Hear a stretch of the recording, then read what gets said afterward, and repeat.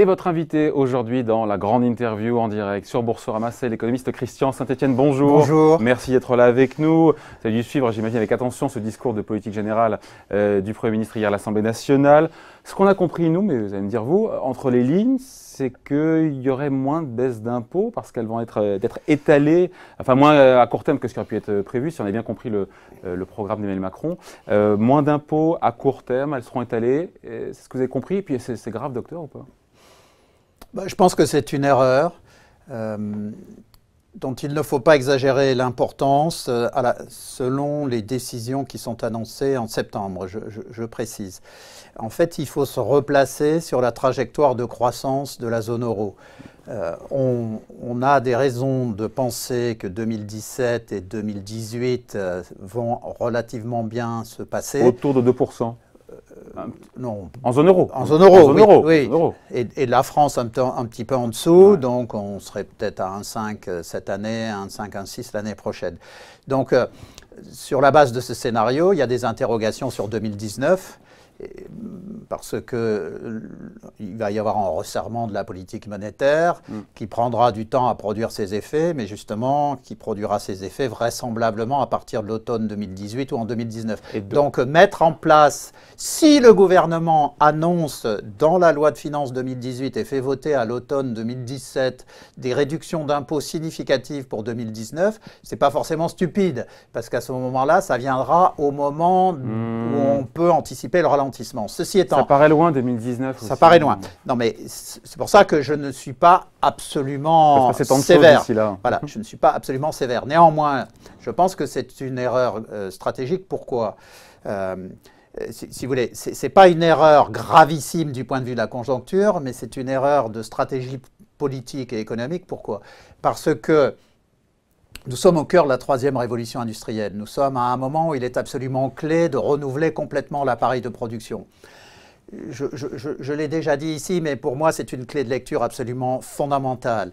L'économie française est faite par 30 000 entreprises et l'économie mondiale est faite par 30 000 groupes. Ce sont des sources UNCTAD. Il y a 30 000 groupes mondiaux qui font le tiers du PIB mondial et les 2 tiers des échanges mondiaux. Quand on fait des annonces fiscales, c'est très important comme signaux envoyés aux 30 000 décideurs français et aux 30 000 décideurs mondiaux.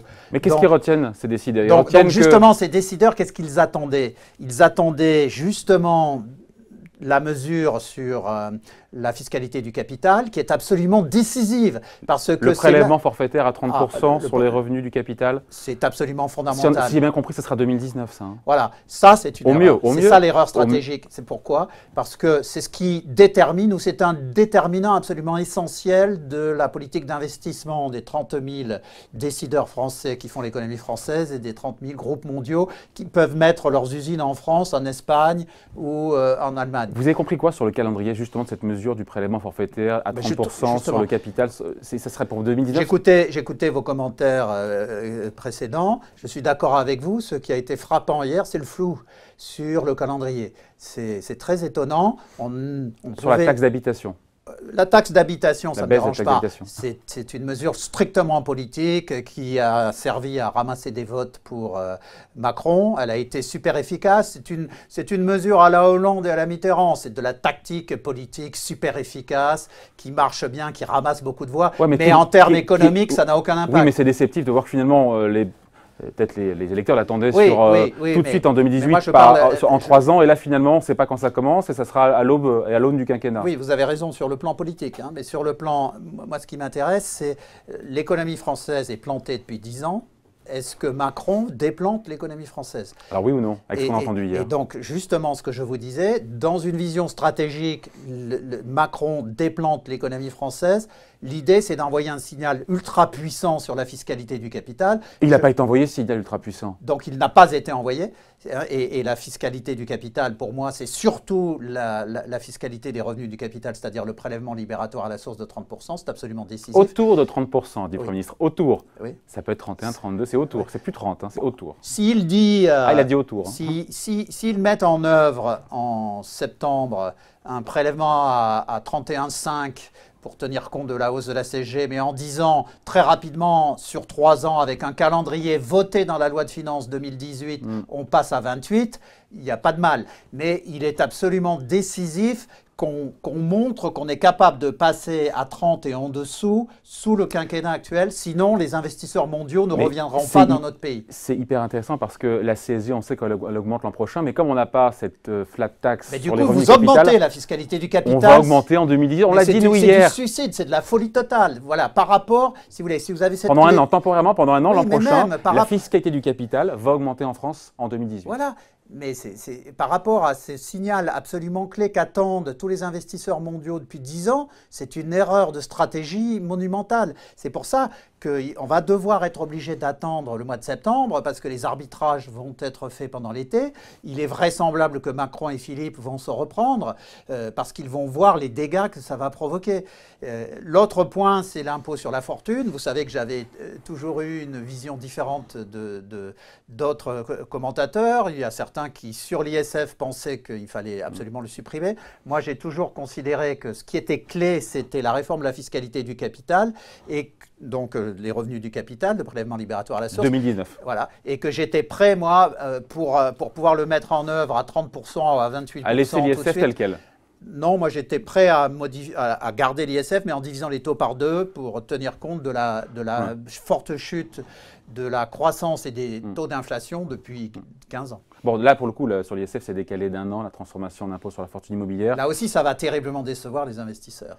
Donc c'est pour cela, si vous voulez, pour un garçon comme Macron, qui quand même a fait de la banque d'affaires, qui a été ministre de l'économie, qui se vante d'être un start-upper de la politique, bon, ne pas percevoir l'aspect absolument décisif d'envoyer des messages puissants aux investisseurs, parce que les investisseurs... Il a envoyé un message puissant à qui? À Angela Merkel, en disant finalement l'alpha et l'oméga, vous avez raison. Le respect des 3%. Alors, vous venez de mettre le doigt au fond. Si on devait analyser le discours conjoint de Macron et de Philippe, ils n'ont pas envoyé le message qui était attendu aux investisseurs français et internationaux. Ils ont choisi de privilégier un message envoyé à Angela Merkel pour des raisons de politique européenne. Alors, vous savez que je suis totalement pro-européen, mais je pense que c'est une erreur. Je pense qu'il fallait envoyer le message aux capitaux risqueurs et aux investisseurs parce que ça fait 10 ans qu'on attend ce message.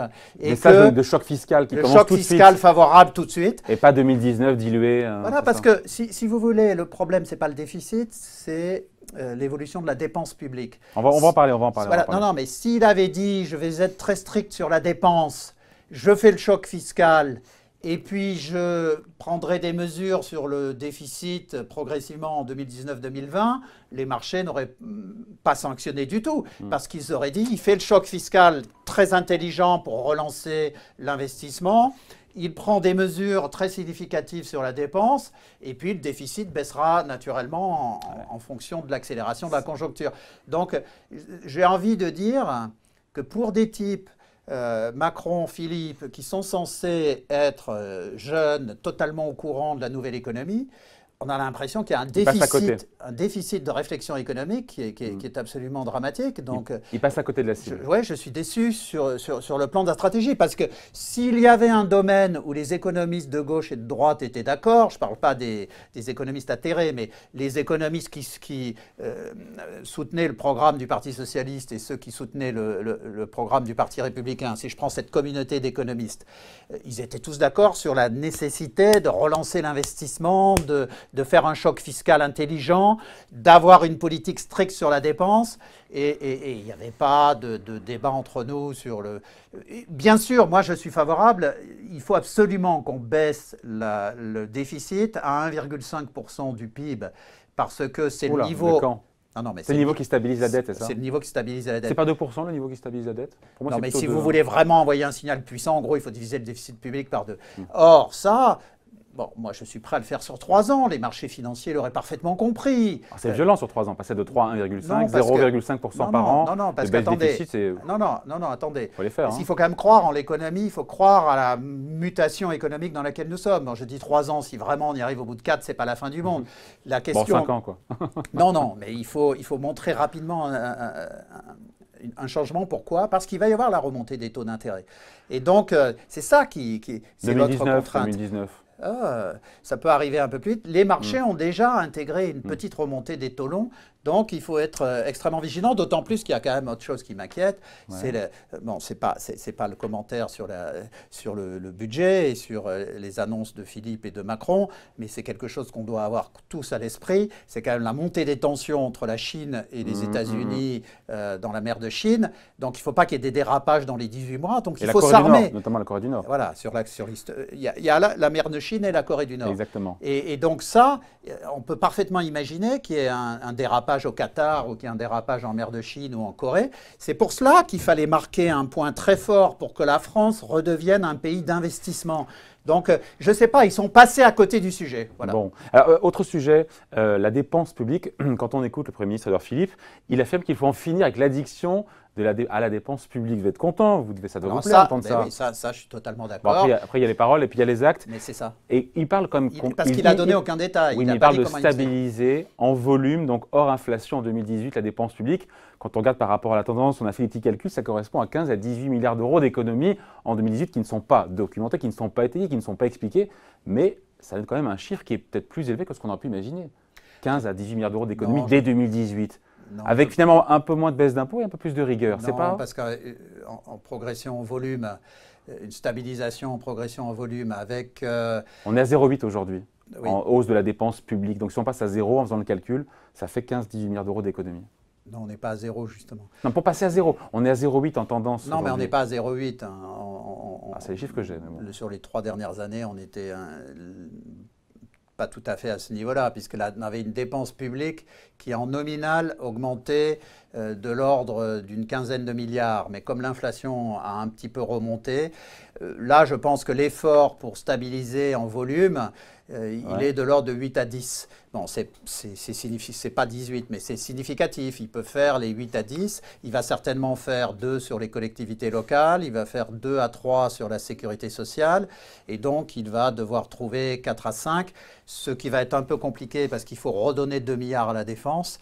Donc, mais là, on est dans les purs parce que 3 à 4 milliards sur un budget de 1200 milliards, on est dans les 0,3% du budget et on est dans les 0,15% du PIB. Donc, c'est quelque chose que la direction du budget au ministère des Finances sait faire. Donc, c'est à la fois pas assez ambitieux à vous écouter sur les économies, sur la baisse de la dépense publique, et à la fois ça rate sa cible sur le message en matière de fiscalité qu'aurait dû envoyer le gouvernement et le président. Oui, enfin sur la fiscalité, et surtout c'est... Du capital. De la fiscalité du capital, c'est le ratage sur...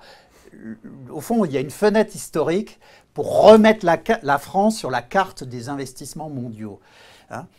On se félicite qu'il y ait quelques centaines de projets chaque année en France, mais on observe que c'est souvent des centres logistiques, des centres de support, c'est pas les centres de décision. La City de Londres... on prend quand même. Hein. Oui, on prend, mais la City de Londres va perdre beaucoup de forces vives. Elles vont aller à Dublin ou à Francfort, elles vont nous éviter. Bon, donc, si nous regardons ça, c'était un moment historique pour faire la réforme sur la fiscalité des revenus du capital et pour alléger l'ISF, sans le supprimer, mais l'alléger en donnant une indication extrêmement puissante aux investisseurs qu'il fallait venir. Le signal n'est pas très puissant, mais le signal, c'est que il n'est pas puissant. Il n'est pas puissant. C'était maintenant qu'il fallait le donner. Pourquoi? Parce qu'on sait qu'entre le moment où vous donnez le signal et le moment où ça produit des effets, il faut 18 mois.